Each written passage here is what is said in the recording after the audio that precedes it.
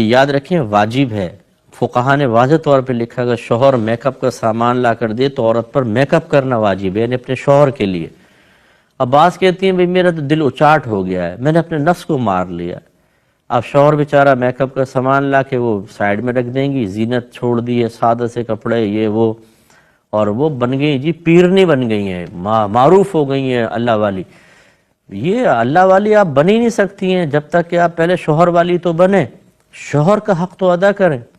ہم نے آپ کو بخاری کی روایت سنائی، نبی کریم صلی اللہ علیہ وسلم نے ارشاد فرمایا کہ عورتوں تم کثرت سے صدقہ کیا کرو، کیونکہ میں نے تمہاری بہت بڑی تعداد کو جہنم میں دیکھا ہے، تم میں سے اکثر کو جہنم میں دیکھا، سرکار نے فرمایا۔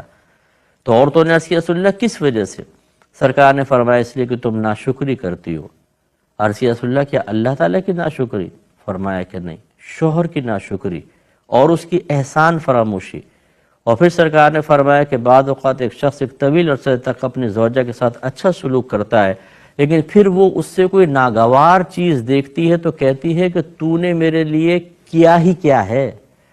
یہ دیکھیں یہ خواتین کی عادت ہوتی ہے، شوہر کچھ بھی کرے انہیں یاد ہی نہیں رہتا تم نے کیا کیا ہے میرے ساتھ، سوائے اس کے یہ پھٹے پرانے کپڑے، یہ چھوٹی ٹوٹا پھوٹا گھر، محل لا کر دے دو، زیور دے دو، سیٹ دے دو، اچھے اچھے لباس دے دو، اشارہ کرے ایک شادی کا تو 6 جوڑے لا کر دے دو، پھر دیکھو شوہر کتنا اچھا ہے، دنیا کا سب سے اچھا شوہر ہے، اس کی خدمت بھی ہوگی سب کی، ورنہ نہیں ہوگی۔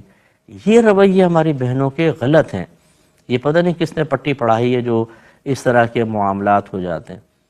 تو خلاصہ کلام یہ کہ بہرحال جب شوہر زینت کا کہتا ہے تو عورت کو زینت کرنی چاہیے۔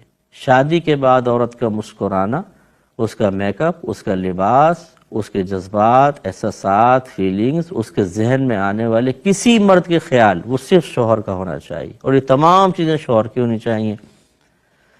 تو اب اس لیے مطلب یہ کہ شوہر اگر چاہتا ہے تو اپنے آپ کو سنوار کر رکھے عورت۔ اور ہماری بہت ساری بہنیں ایسی ہیں جو کہتی ہیں مفتی صاحب ہمارا شوہر جو ہے وہ غیر عورتوں کی طرف مائل ہو گیا ہے۔ سوال پیدا یہ ہوتا ہے کیوں ہو گیا؟ میں اکثر یہ کہتا ہوں کہ بہن آپ ٹھنڈے دل سے غور کریں، اس میں آپ کی کوتاہی کے دخل تو نہیں ہے۔ تو جو بہت سارے کیسز سامنے آئے ہیں وہ ایسے بھی آئے ہیں کہ بیوی توجہ نہیں کر رہی ہے، شوہر آ رہا ہے وہ اپنے ڈراموں میں لگی پڑی ہیں، اپنے اور کام دھندوں میں لگی ہوئی ہیں، شوہر کچھ اچھی بات کرنا چاہتا ہے، کچھ جذبات شیئر کرنا چاہتا ہے، وہ کہتی ہے میرے پاس ٹائم نہیں ہے۔ یہ کیا تم بچے بڑے ہو رہے ہیں، تم چونچلے کر رہے ہو، الٹی سیدھی باتیں کر رہے ہو۔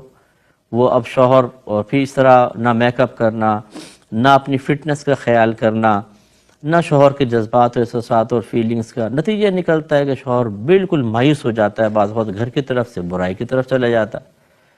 تو میں اس کو یہ نہیں کہہ رہا ہوں کہ یہ صحیح کر رہا ہے، یہ قابل گرفت ہے، اگر ایسا ہے بھی تو شریعت یہ نہیں کہتی کہ اب تم حرام میں جا پڑو، لیکن بہرحال جو اس حرام میں لے جانے کا سبب بنا ہے قابل گرفت وہ بھی ہے، یاد رکھیں۔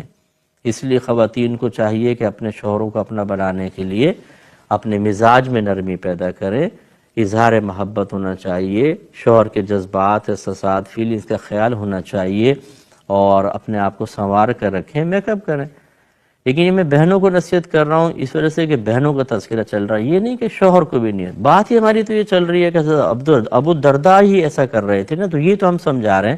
تو ہماری بہنیں یہ نہ سوچیں کہ تو فوراً نصیحت قبول نہیں کریں گی، طنز اور تنقید کرنے میں اتنی ماہر ہوں گی کچھ انتہا۔ ہاں جی مرد ہے نا اس لیے مردوں کی وہ کر رہے ہیں، سیکھیں گے نہیں، طنز کر دیں آپ۔ اور اکثر بعض اوقات تو میسیج جب ہم کرتے ہیں نا اس میں مجھے اس طرح کا رپلائی کر دیتے ہیں، تو پھر میرا ایک ذہن بنتا ہے کہ میں تو ایک غیر مرد ہوں، ایک عالم ہوں، ایک مفتی ہوں، جب یہ مجھے اس طرح طنزیہ جملہ کہہ رہی ہے تو اپنے شوہر کا حال کیا کرتی ہوگی؟ یہ میرے ذہن میں تو فوراً ایک نیگیٹو چیز آتی ہے کہ یہ اپنے شوہر کا تو کیا اس نے دماغ خراب کر رکھا ہوگا۔ ایسی بہنوں کو ذرا سوچنا چاہیے، آپ کی زبان سے نکلنے والے الفاظ شوہر کو ہرٹ تو نہیں کر رہے، ایسے شوہر کو سوچنا چاہیے آپ بیوی کو نہیں تنگ کر رہے۔